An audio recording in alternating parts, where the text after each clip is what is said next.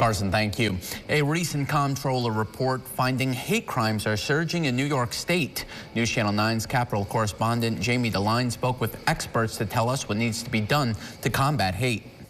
Over the past 5 years, hate crimes have been on the rise in New York State. Comptroller Tom DiNapoli recently issued a report saying last year alone, over 1,000 hate crimes were reported. What we saw is that now the trend is at the highest level of reported hate crimes in New York State since you had the mandatory reporting. Back in 2000, New York's Hate Crimes Act was passed requiring data to be collected and reported. DiNapoli says the types of crimes are becoming a greater concern. You look back a few years ago, it would more likely be a hate crime involving property. So, vandalism, hurtful graffiti, that kind of thing.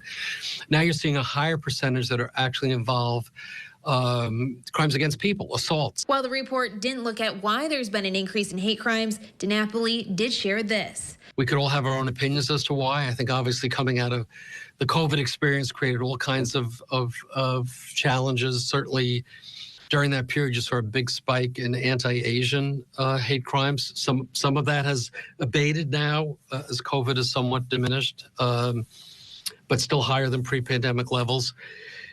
In terms of religious hate crimes, the very high percentage directed at members of the Jewish community. According to the report, between 2018 and 2023, hate crimes against Jewish New Yorkers rose by 89%. For Muslim New Yorkers, it rose by 106%. Scott Richmond, regional director of the Anti-Defamation League, says after seeing the comptroller's report, he was shocked but not surprised at the data. Of course, you have short-term reasons like the Israel-Hamas war, which has led to a real steep rise in anti-Semitic incidents against the Jewish community.